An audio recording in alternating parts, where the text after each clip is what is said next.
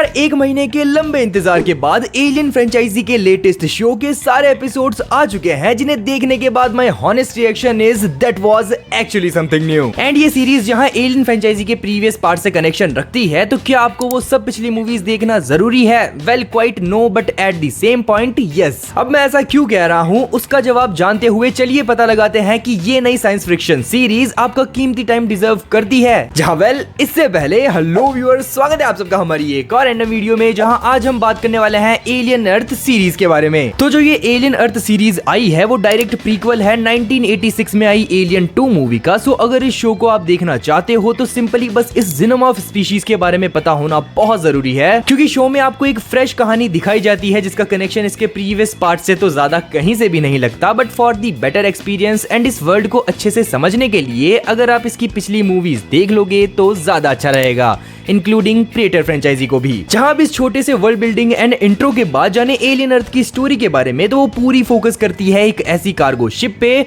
जो कि निकली थी गैलेक्सी में रहने वाली अलग अलग स्पीशीज की खोज में। बट एक बिट्रेयल या कह लो सोची समझी प्लानिंग के चलते ये कार्गो शिप गिर पड़ती है अर्थ पे। एंड इसमें होते हैं ज़ीनोमॉर्फ के साथ कुछ न्यू, डिफरेंट और डिस्गस्टिंग एलियंस, जिन्हें मारने की बजाय अर्थ की दो बड़ी कंपनियां उन्हें पाना चाहती है।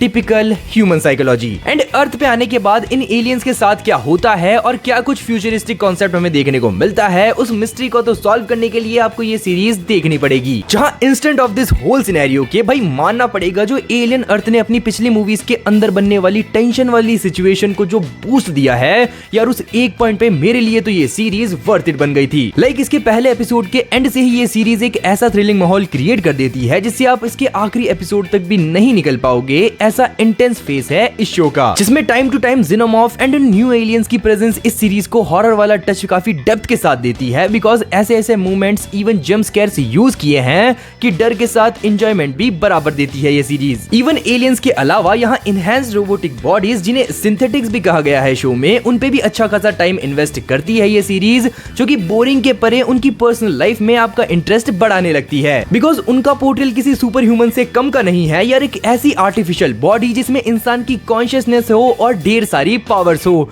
यार सुनने में ही काफी फैसिनेटिंग लगता है। ऑल्दो इस चीज को love, death and robots, black mirror and upload जैसे कमाल के शोज में पहले ही एक्सप्लोर किया जा चुका है, बट वो सारी चीजें इस शो में एक सरप्राइजिंग पॉइंट ऑफ व्यू के साथ दिखाई जाती है, जो कि कन्विंसिंग भी लगती है। बाकी इनको साइड रखे तो सीरीज कुल 8 एपिसोड की है और सबकी लेंथ ऑलमोस्ट 1 घंटे की है। But don't worry, because series का एंगेजिंग फेस आपको डिस्ट्रैक्ट होने नहीं देता।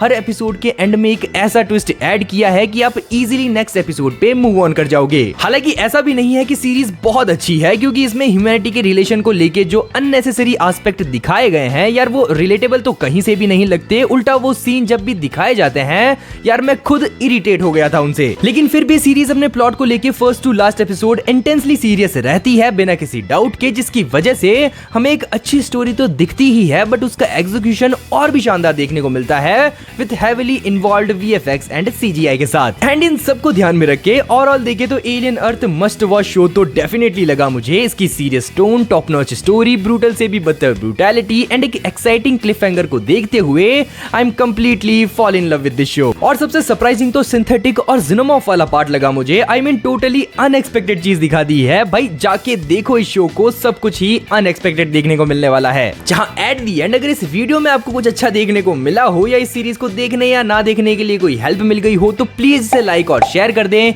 और अगर चैनल पे नए हैं तो प्लीज इसे सब्सक्राइब भी जरूर कर दें। बाकी मैं मिलूंगा आपसे अगली रिव्यू वीडियो में। बाय।